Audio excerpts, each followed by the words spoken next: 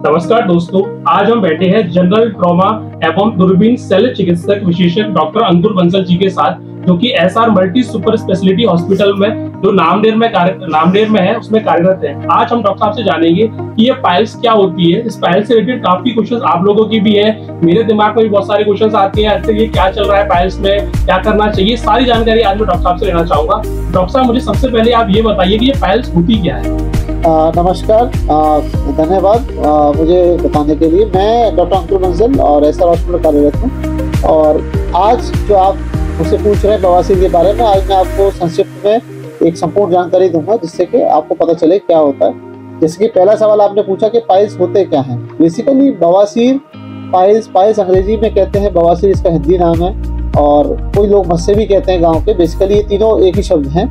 और ये बवासीर बेसिकली क्या होता है, मोशन का रास्ता, लैट्रिन के रास्ते में गुदा में कुछ मस्से फूल जाते हैं, मतलब कुछ उभार आ जाता है, उसको बवासीर कहते हैं। इंग्लिश की लैंग्वेज में कहें तो ये बेसिकली हमारे ये नसें होती हैं जिसको आर्टरीज या वेन्यूज कहते हैं, वेनस वो होती हैं, उसके अंदर खून का बाहर बढ़ जाता है और वो फूल जाती हैं। और इससे कई सारे कारण होते हैं, तो इसकी वजह से मरीज को दिक्कत होती है। उसको लैट्रिन के रास्ते में ऐसा लगता है कि कुछ फूल रहा है मोशन करते समय, या खून आ रहा है, कई सारे कारण है। तो बवासीर, पाइल्स और मस्से इस चीज का नाम है। डॉक्टर साहब, ये बवासीर होती क्यों है? देखिए, बवासीर के बहुत सारे कारण होने के। एक तो हेरिडिटी, किसी को जन्म से या अपने माँ बाप से या कहीं से उससे होती है। सेकंड सबसे इम्पोर्टेंट कारण जो है उसका कॉन्स्टिपेशन या कब्ज। जब आपको मोशन टाइट आता है या मोशन नहीं हो रहा, आप जोर लगाते हैं तो हमारी धमनियों में ब्लड बढ़ता है, जोर लगता है, शिराएं बड़ी हो जाती है और वो बाहर निकल आती है, उसकी वजह से होता है। तीसरा कारण है डायरिया, ओवर प्रोगेशन। अगर आपको मोशन नहीं आता है और आप दवाइयाँ खाते हैं जो आपको डायरिया करती है या लैट्रिन पतली करती है, बार बार आप उस काम को करते हैं, तो उससे भी पाइल्स के होने की संभावना होती है। चौथा कारण है, कई लोगों को कैंसर बन जाता है, कार्सिनोमा रेक्टम कहते हैं, लैट्रिन के रास्ते कैंसर कहते हैं, उनके अंदर भी बवासीर हो जाती है। और बड़ा कंफ्यूजन होता है कि साहब जो हमें खून आ रहा है वो बवासीर की वजह से आ रहा है या कैंसर की वजह से आ रहा है। इसके अलावा प्रेगनेंसी में भी ये बहुत कॉमन है। प्रेगनेंसी के अंदर मोशन के रास्ते में जोर लगाने की वजह से और स्ट्रेचिंग की वजह से, बच्चे की स्ट्रेचिंग की वजह से वो चीज चौड़ी हो जाती है, मोशन का रास्ता, उसमें जोर पड़ने की वजह से मस्से बाहर निकल आते हैं। बहुत सारी प्रेग्नेंट लेडीज हमारे पास आती हैं जो गर्भावस्था के दौरान, प्रेगनेंसी के दौरान पाइल्स की शिकायत लेके आती है, ब्लीडिंग होती है, और जो कि बहुत ही जबरदस्त खतरनाक होती है। डॉक्टर साहब, इस पाइल के लक्षण क्या है? कैसे पता लगाए कि हमें पाइल्स हो गई है? ये शुरुआती हमें कैसे पता चले कि हमें पाइल्स है कि क्या है हमें? देखिए, बवासीर के बहुत सारे लक्षण है। सबसे कॉमन लक्षण ये है कि मोशन करते समय आपको ऐसा लगेगा कि कोई चीज मस्से फूल रहे हैं। जब आप मोशन कर रहे हैं कोई चीज बाहर निकल रही है, पहला। दूसरा, आपको ये लगेगा मोशन के रास्ते से ब्लीडिंग होती है, जो रक्त आता है मोशन के, जनरली जो रक्त इसके अंदर आता है वो मोशन के साथ मिलके नहीं आता। जब आप लैट्रिन कर लेते हैं या लैट्रिन जाने से पहले अलग से एक पतली सी धार के साथ ब्लड आता है, तो आपको समझ में आना चाहिए कि वो बवासीर की वजह से आपको ब्लड आ रहा है। तीसरा जो इसमें लैट्रिन के रास्ते में कई बार खुजली हो सकती है, चारों तरफ एक सुन्ना सापन रहता है, मतलब एक कुछ उभार सा फील होता है। और आपको बॉबल मूवमेंट करने के बाद, मोशन जाने के बाद भी ऐसा लगता है कि आपको मोशन पूरा नहीं हुआ है, और आपको ऐसा लगता है कि अभी दोबारा जाना है। और मोशन धोते हैं, जब अगर आप हाथ से मोशन धोते हैं तो आपको ऐसा लगता है कोई चीज बाहर निकल आई है। डॉक्टर, क्या बवासीर एक ही तरीके का होता है? इसमें और भी सब प्रकार होते हैं इसके अंदर कि सबको एक ही तरीके का बवासीर होता है? देखिए, बवासीर के बहुत सारे प्रकार हैं। बवासीर जनरली इंग्लिश में कहें तो दो तरीके के होते हैं, इंटरनल हेमोरॉइड्स और एक्सटर्नल हेमोरॉइड्स। इंटरनल हेमोरॉइड्स अंदरूनी होते हैं, एक्सटर्नल हेमोरॉइड्स बाहर के होते हैं। और फिर इसको हम कैटेगराइज करते हैं ग्रेड्स के अंदर, ग्रेड 1, 2, 3 और 4। ग्रेड 1 में छोटे बवासीर, मोटा मोटा मैं बताऊंगा। ग्रेड 2 में थोड़े बड़े हो जाते हैं, ग्रेड 3 में बाहर आते हैं, अपने आप अंदर चले जाते हैं, और ग्रेड 4 में हर समय बाहर रहते हैं। और एक और category prolapsed, completely thrombosed and prolapsed piles, जो कि बाहर निकल के उसमें खून जम जाता है और रक्तस्राव बहुत जबरदस्त तरीके से होता है। तो ये कुछ प्रकार हैं बवासीर के। डॉक्टर, बवासीर औरतों में और जो मर्द होते हैं अलग अलग होते हैं कि एक ही तरीके के बवासीर होते हैं? देखिए, बवासीर औरत हो चाहे मर्द हो, सबके अंदर एक सी बवासीर होती है। औरतों के अंदर बस ये है कि प्रेगनेंसी के टाइम पे ज्यादा दिक्कत आती है, तो ज्यादा उसमें बवासीर होने के चांसेस रहते हैं। लेकिन औरतों और मर्दों के अंदर बवासीर में कोई डिफरेंस नहीं है, वो एक ही तरीके की है। उनका इलाज भी ग्रेड के हिसाब से एक ही तरीके का होता है। डॉक्टर, ऐसा हम क्या कर सकते हैं अपने घर पे जिससे हमें बवासीर ना हो, या हम कुछ ऐसी चीजें अपनी लाइफस्टाइल में ऐड कर लें जिससे हम बवासीर से होने वाली बवासीर से बच सके सर आगे? देखिए, बवासीर जो एक बीमारी है वो बेसिकली हमारे शरीर का ही अंग है और वही बड़ा हो जाता है, ये कोई भारी बीमारी नहीं है। तो इसको बचने का घर में बहुत सारे उपाय हैं। अगर आपको ऐसा लगता है, सबसे पहली बात है आपको कब्ज से बचना है, कॉन्स्टिपेशन से बचना है, और कॉन्स्टिपेशन ही सबसे मुख्य कारण है। उससे बचने के लिए आपको अपने लाइफस्टाइल में चेंज करना है। लाइफस्टाइल में चेंज करने के लिए सुबह आप घूमने जाएं, एक्सरसाइज करें, खाने में जो डाइटरी फाइबर है उसको बढ़ा दें, सलाद ज़्यादा खाएं, जो लिक्विड डाइट्स है वो ज़्यादा लें, मूवमेंट करते रहें, मेडिटेशन करें और मोटापा नहीं बढ़ने दें, स्ट्रेस नहीं बढ़ने दें, बाहर के जंक फूड से बचें, ऑयली और स्पाइसी फूड से बचें। ये सारी चीज़ करने से आपको कॉन्स्टिपेशन नहीं होगा और आप कब्ज नहीं होने देंगे। दूसरा, ज़्यादा खांसी ना करें, जोर से खांसी करने से भी लैट्रिन रास्ते में जोर पड़ता है और उससे बवासीर हो सकती है। तीसरा, आप भारी वजन उठाते हैं बहुत ज़्यादा और रेगुलर सामान उठाते हैं, एक्सरसाइज बहुत रेगुलर भारी सामान से करते हैं, तो उससे भी लैट्रिन रास्ते में जोर पड़ता है और बवासीर हो सकती है। अक्सर जो मेरे पास पेशेंट आते हैं जो मिलिट्री की तैयारी कर रहे हैं, ट्रेनिंग कर रहे हैं, पुलिस के अंदर उनकी भर्ती देख रहे हैं, जो बहुत ट्रेनिंग कर रहे हैं, उनको भी बवासीर हो जाती है। उसके लिए तो अब नहीं कुछ कह सकते, बट घर में जो हम काम कर सकते हैं घरेलू में, वो यही है कि बहुत ज़्यादा खांसी से बचें, लैट्रिन में जोर लगाने से बचें और भारी सामान उठाने से बचें, आगे स्ट्रेनिंग करने से बचें, यही मुख्य है। और लेडीज प्रेगनेंसी के अंदर भी मैं यही कहूँगा कि कॉन्स्टिपेशन ना होने दें। प्रेग्नेंट लेडीज अगर कॉन्स्टिपेशन हो रहा है तो दवाई से उसको लूज करें।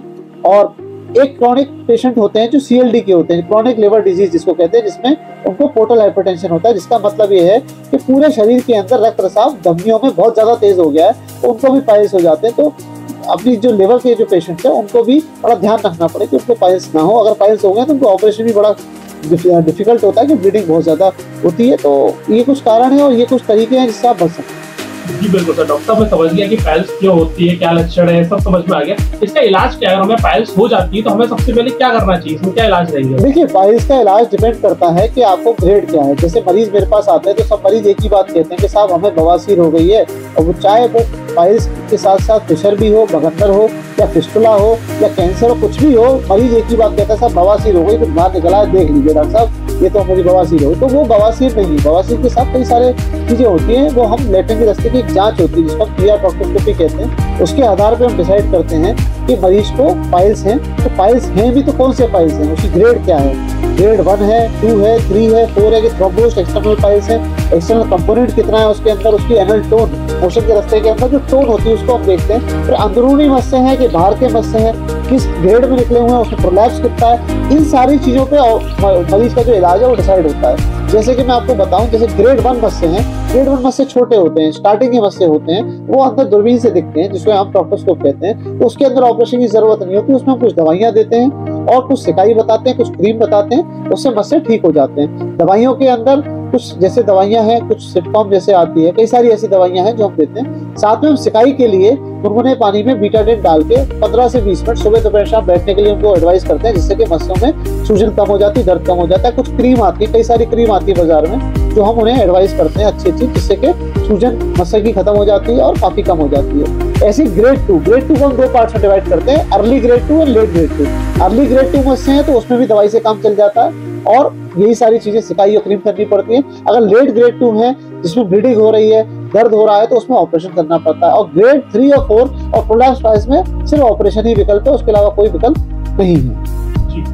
ज्यादातर देखा जाता है डॉक्टर साहब की गर्भवती महिला को पाइल्स हो जाती है, इसका क्या कारण है उनको पाइल्स? देखिए, मैंने अभी आपको बताया गर्भवती महिलाओं में पाइल्स होने के बहुत सारे कारण है। सबसे इम्पोर्टेंट कारण ये है कि नीचे जो पेल्विक प्रेशर लगता है बच्चे की बच्चेदानी बड़ी होने की वजह से, उसकी वजह से और नसों पे प्रेशर पड़ता है लैट्रिन के रास्ते की, और वहाँ पे लैट्रिन के रास्ते में मस्से फूल जाते हैं। तो ये बहुत कॉमन बीमारी है प्रेग्नेंट लेडीज के अंदर और ये देखी जाती है। किसी किसी को जब ब्लीडिंग शुरू हो जाती है, बहुत पेन होता है, तब उन्हें डॉक्टर से परामर्श करने आना पड़ता है और उसकी फिर हम ऑपरेशन सलाह नहीं देते। उस टाइम पे हम सिर्फ दवाइयों से और क्रीम से ही उसका इलाज करते हैं। जनरली प्रेग्नेंट लेडीज के अंदर ऑपरेशन नहीं किया जाता। जब प्रेगनेंसी उनकी जब नॉर्मल तरीके से हो जाती है, जब ओवर हो जाती है, जब वो थोड़ा ठीक हो जाते हैं, तब फिर उसका ऑपरेशन हम करते हैं। तो प्रेग्नेंट लेडीज में सबसे इंपॉर्टेंट ये है कि उन्हें लैट्रिन के रास्ते में जोर नहीं लगाना है, कॉन्स्टिपेशन नहीं करना है, कब से बचना है। उसके लिए अगर दिक्कत हो रही है तो सलाद ज्यादा खाएं, वो लिक्विड डाइट ज्यादा लें, सॉलिड फूड नहीं खाएं, सेमी सॉलिड फूड नहीं खाएं, और अगर मोशन टाइट हो रहा है तो लेग्जेटिव जो लैट्रिन को पतला करता है वो चीज थोड़ा सा ले लें, जिससे कि उन्हें दिक्कत ना हो। क्योंकि कब्ज करेंगी,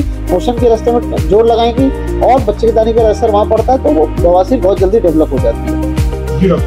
सर, अगर हमें किसी को पाइल्स हो जाए तो हमें क्या डाइट प्लान फॉलो करना चाहिए, हमें क्या खाना चाहिए उसके अंदर? देखिए, अगर आपको बवासीर हो गई है तो डाइट प्लान जो सबसे इंपॉर्टेंट है, सबसे लाइफस्टाइल चेंजेस है। डाइट प्लान के साथ साथ लाइफस्टाइल का भी मॉडिफिकेशन आपको करना पड़ेगा। सबसे पहले मैं सुबह से शुरू करता हूँ। सबसे पहले आप सुबह घूमने जाएं, कुछ एक्सरसाइज करें। एक्सरसाइज के साथ साथ आप अपनी जो मेडिटेशन करें, उसके साथ साथ आप जो फूड ले रहे हैं उसके अंदर स्पाइसी और ऑयली फूड ना लें, क्योंकि स्पाइसी ऑयली फूड खाने को भारी बनाता है और उसको पाचन शक्ति में दिक्कत होती है, तो कॉन्स्टिपेशन या कब्ज होने के चांसेस बढ़ जाते हैं, उससे बचें। खाने से पहले सलाद की मात्रा बढ़ा दें। सलाद आपको एक फाइबर डाइट देती है जो आपके मोशन को टाइट भी करती है, उसको नॉर्मल रखती है। उसके बाद आप जो मिर्च, मसाले, चिकनाई, गेहूँ बहुत ज़्यादा और चीनी, इन सब का सेवन कम से कम करें। उसके अलावा सबसे इम्पोर्टेंट जो चीज़ है, आप फ्रूट्स खाएं। हर खाने के बाद आप फ्रूट्स खाएं, सैलेड्स खाएं, साथ में आप ग्रेन्स खाएं, लीफी वेजिटेबल्स खाएं और कुछ ओट्स खाएं, सीरियल्स खाएं, कुछ बादाम खाएं। इस टाइप की चीज़ें आप रेगुलर लें खाने पीने में।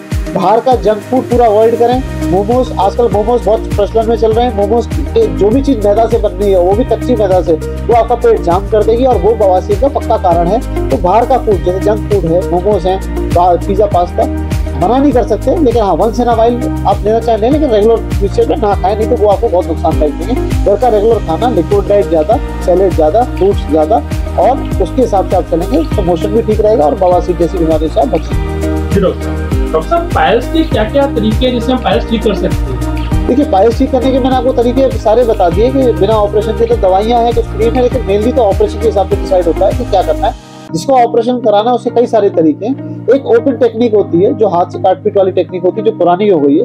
उसमें प्रॉब्लम ये होती है काटपीट ज्यादा होती है, दर्द होता है, खून रस से रहता है, रेस्ट ज्यादा करना पड़ता है। दूसरी जो टेक्निक अब उसके बाद आई है वो स्टेपलर की टेक्निक है, जिसको MIPH कहते हैं। उसमें गन आती है स्टेपलर की, उससे ऑपरेशन हो जाता है और वो अच्छी टेक्निक है। और उसके कुछ चीजें हैं कि वो अर्ली ग्रेड 2, लेट ग्रेड 2 और ग्रेड 3 के अंदर बहुत कार्य रहता है, जिसमें म्यूकोजल प्रोलैप्स ज्यादा है। इसके बाद जो टेक्निक आई है, जो लेटेस्ट है बिल्कुल, वो लेजर टेक्निक है। लेजर टेक्निक आजकल बहुत अच्छी है। लेजर टेक्निक के कई सारे फायदे हैं और लेजर टेक्निक्स लेटेस्ट चल रही है। मैं पिछले 5 साल से लेजर से ऑपरेशन कर रहा हूँ और ऑल ओवर इंडिया से मेरे पास पेशेंट्स आते हैं जो सफल इलाज करा के ले जाते हैं।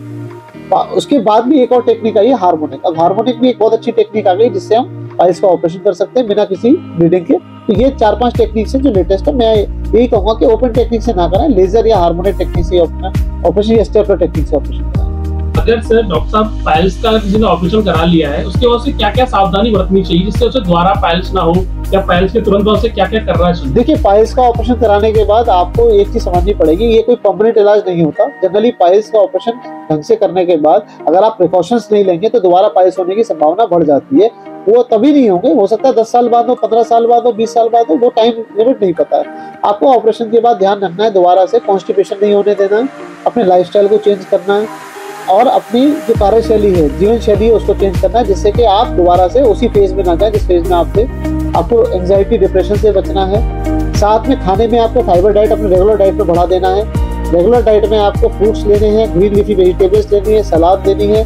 स्ट्रेन नहीं करना है, ज़्यादा खांसी हो तो तुरंत डॉक्टर के जरिए दवाई लेनी है। जोर नहीं लगाना, भारी सामान नहीं उठाना है। तो वही प्रिकॉशन जो हर्निया को करते हैं वो ऑपरेशन के बाद भी आपको फॉलो करने हैं लाइफ लॉन्ग, जिससे कि वो दोबारा आपको ये पाइल्स ना बने। क्यों? क्योंकि पाइल्स, एक लोग मुझसे कहते हैं कि साहब आपने ऑपरेशन कर दिया दोबारा तो नहीं होंगे, गारंटेड इलाज है। पाइल्स का कोई गारंटेड इलाज नहीं, क्योंकि पाइल्स कोई बीमारी नहीं है। ये हमारी ही कोशिकाएं हैं जो बड़ी हो जाती हैं हमारी ही गलतियों के कारण से और हमारी ही प्रॉब्लम की वजह से। तो ये दोबारा भी हो सकती है। दोबारा बचने के लिए आपको वही सब फॉलो करना है जो आपको चीजों से बचाए। जी सर, धन्यवाद डॉक्टर साहब। मेरे जितने भी क्वेश्चंस थे, एक चीज और मैं बताना चाहूंगा आपको, लेजर के जो सर्जरी करते हैं उसके कुछ फायदे हैं। सबसे पहला फायदा ये है लेजर सर्जरी का, अगर आप कराते हैं तो less invasive and less painful. उसमें दर्द नहीं होता, उसमें कोई ब्लीडिंग नहीं होती, उसमें मरीज ऑपरेशन के बाद उसी दिन शाम को घर चला जाता है। जो उसमें बावल फंक्शन है लौट के बहुत जल्दी आ जाता है। उसमें बहुत ज़्यादा देखभाल की जरूरत नहीं होती, कोई कट नहीं लगता, तो दवाइयों की जरूरत बहुत कम होती है। आदमी अपने काम पे 2 से 3 दिन बाद अपने काम पे रूटीन वर्क पे चला जाता है। छुट्टी की भी देखभाल की जरूरत नहीं है, खून बिल्कुल नहीं बहता, तो इन्फेक्शन भी नहीं है। तो कुल मिला के लेजर के कई सारे फायदे हैं। तो मैं यही एडवोकेट करता हूँ, अगर आपको बवासीर है और आपको अगर ऑपरेशन की जरूरत पड़ रही है तो कोशिश करके आप अगर लेटेस्ट टेक्निक से कराएं, चाहे आप लेजर से कराएं, चाहे आप हार्मोनिक से कराएं या आप स्टेपलर करें, बट ये लेटेस्ट टेक्निक है और उसमें भी लेजर इज द बेस्ट। जिससे जनरली मैं आप सारे ऑपरेशन लेजर से कर रहा हूँ, बहुत सक्सेसफुली कर रहा हूँ और मरीज बहुत खुश हैं और बहुत ही कामयाब ऑपरेशन। जी डॉक्टर साहब, धन्यवाद। आपने जो भी हमें जानकारी दी इसको हमने समझा इसको कि पाइल्स क्या होती है, क्या लक्षण होते हैं, पाइल्स के कितने प्रकार होते हैं, लेजर से किस तरीके से इसका ऑपरेशन हो सकता है। और आप लोगों के भी अगर कुछ सवाल है तो आप कमेंट्स में लिख सकते हैं। हम एक और वीडियो लेके आएंगे जिसके अंदर आपके सारे सवाल को कवर करेंगे पाइल्स से रिलेटेड। धन्यवाद। मुझे दिखाने के लिए अगर आप मुझसे संपर्क करना चाहते हैं, आपके कोई भी सवाल हो तो आप 8477088884 पे अपने सवाल व्हाट्सएप कर सकते हैं। मैं कोशिश करूंगा अपने समय निकाल के उनका जवाब देने की कोशिश करूंगा। तो नंबर पुनः नोट कर लें, 8477088884। इस पे आप व्हाट्सएप करें। और अगर आपको मुझसे मिलना है या परामर्श लेना है तो आगरा में साई की तकिया नामनेर के पास SR multi super speciality hospital में 11 बजे से शाम को 7 बजे तक बैठता हूँ। आप मुझे दिखा सकते हैं और नंबर मैंने आपको दिया है। कोई आपकी अगर आपको जानकारी चाहिए तो आप व्हाट्सएप पे मुझसे संपर्क कर सकते हैं। धन्यवाद। Thank you. धन्यवाद।